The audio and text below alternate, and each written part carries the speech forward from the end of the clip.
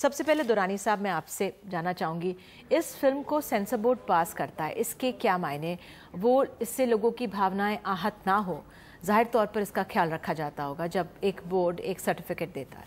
बिल्कुल इसका ख्याल रखा जाता है और यही सेंसर बोर्ड का बेसिक आइडिया है कि कोई चीज़ इस तरह से ना जाए समाज के अंदर जिससे समाज में उथल पुथल पैदा हो या किसी किस्म का तनाव बढ़े। मैं एक मिसाल दूंगा, मसलन एक फ़िल्म पाकिस्तान से आई थी खुदा गवाह, और उसको लेकर शुरू में बड़ा लोगों में था कि ये बहुत फंडामेंटलिस्ट में दिखाया है, सब कुछ है। तो उसको सेंसर बोर्ड ने कई बार देखा और फिर उसमें ऐसे धार्मिक लोगों को भी इन्वॉल्व किया, उनको भी दिखाया गया और फाइनली वो पास हुई फिल्म। उसमें माइनर से कट करने पड़े। तो इन चीज़ों का ख्याल तो रखा जाता है, लेकिन मैं पहले भी इस ख्याल का हामी था कि और अभी भी यही सोचता हूँ कि सेंसरशिप जिस तरह से यूरोप और अमेरिका के अंदर है, एक सेल्फ सेंसरशिप होना चाहिए।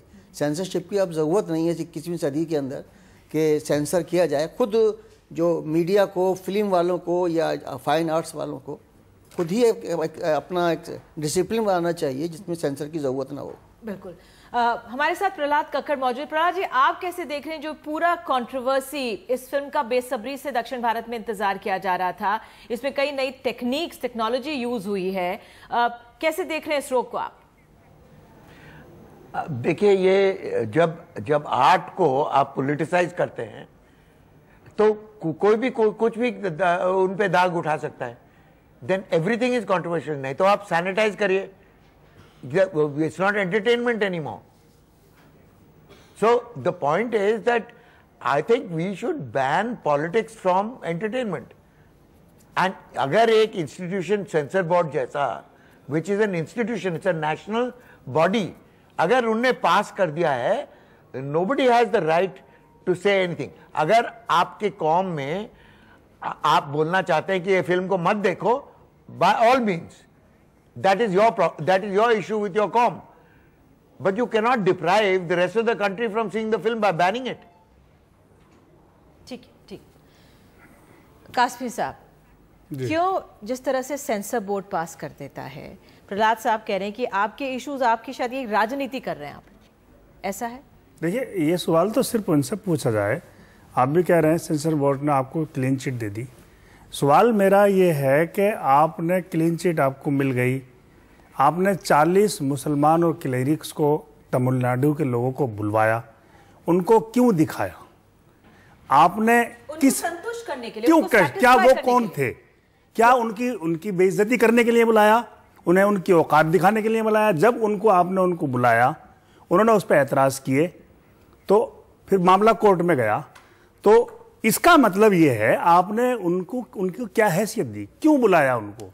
क्या जब आपने उनको, देखिए अब वो लोग, उनको उसमें ऑब्जेक्शनेबल बातें लगी हैं, अब बातें लगी, मामला कोर्ट में गया, किसी हैसियत से तो उनको बुलाया होगा आपने। क्यों ये इतनी बड़ी स्क्रीनिंग क्यों कराई, ये उनसे क्यों कराई? सबसे बड़ा मुझे इसमें ऐसा लगता है कि इसके बनाने वाले कमल हासन साहब अच्छे आदमी रहे हैं, पीछे सब कुछ है, पैसा बहुत लगा है, लेकिन मनी उसके बिजनेस करने का मकसद होगा। पूरी वर्ल्ड में कई जुबानों में इसको बनाया गया है।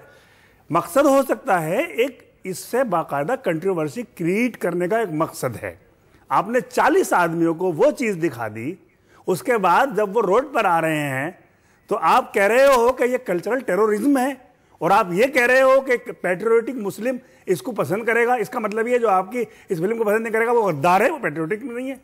शुरू से ही ये ऑब्जेक्शन एबल बात कर रहे हैं, ऑब्जेक्शन एबल काम कर रहे हैं, और इसका मकसद सिर्फ और सिर्फ ये है कि कंट्रोवर्सी पैदा करो, अपने आप को बहुत ज़्यादा पब्लिसिटी हासिल करो और बहुत से बहुत ज़्यादा नोट कमाओ, बहुत से बहुत ज़्यादा मनी कमाओ। इसका मकसद, वरना ये ऐसा हो ही नहीं सकता था।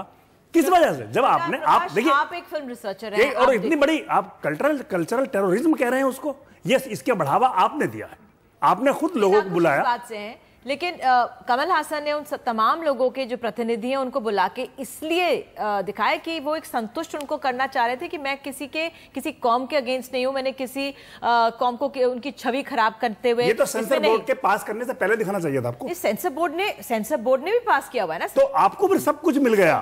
ठीक है, प्रकाश जी की राय। देखिए, इसमें मैं समझता हूं कि एक तरफ तो जो वो ग्रुप्स हैं जो हंगामा कर रहे हैं, एक तो हमें यह समझना चाहिए कि ये जो ग्रुप हंगामा कर रहा है वो खुद एक राजनीतिक आदमी है, वो एमएलए हैं विधानसभा में, और ये इस साल उनका ये तीसरा एक्शन है। और बताइए आप इनके बारे में कौन?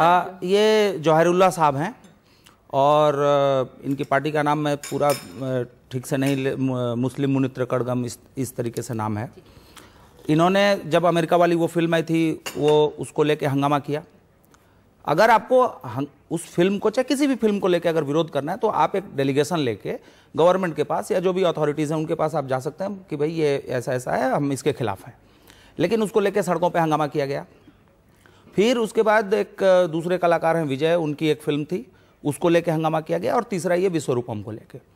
लेकिन मैं सिर्फ ब्लेम उन पर या उन कुछ संगठनों के ऊपर डालने के बजाय मैं ये इस बात पर भी अंडरलाइन करना चाहूँगा कि इस सरकार ने इतनी हड़बड़ी में इस फिल्म को प्रतिबंधित कैसे कह दिया। जैसे मनीष तिवारी ने बहुत बढ़िया बात अंडरलाइन की कि आरक्षण फिल्म वाले मामले में सुप्रीम कोर्ट का सीधा सीधा गाइडलाइंस है कि अगर सेंसर ने पास कर दिया है तो आप उसको रोक नहीं सकते। अगर बाद में अगर आपको कुछ ऐसा लग रहा है तो आईपीसी में तमाम तरीके की धाराएं हैं, 141, 143, 151, 153, आप उसके तहत आप अदालत की शरण में जाइए। फिर तो मैं समझता हूं कि पहली चीज तो ये कि हमें एक बार फिर इस फोकस को कि कभी कोई हिंदू संगठन, कभी कोई दलित संगठन या कभी कोई ईसाई संगठन या कभी कोई मुस्लिम संगठन कर रहा है, इस सवाल को आखिर ये जो सरकार है, प्रहलाद जी ने बहुत बढ़िया बात की राजनीति, लेकिन मैं सरकार कह रहा हूं, मैं सिस्टम कर रहा हूं, मैं स्टेट की बात कर रहा हूं।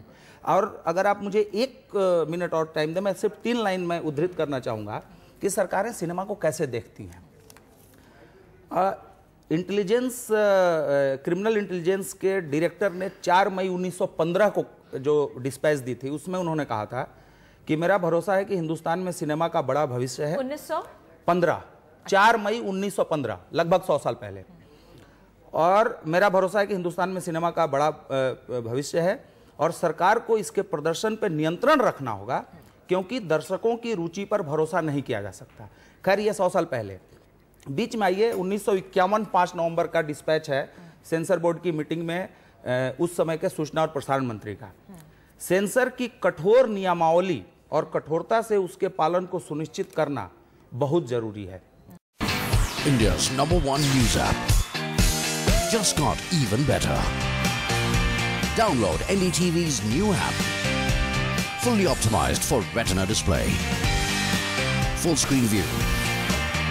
Faster response time. And Sudoku. NDTV's new iPad app. Download now.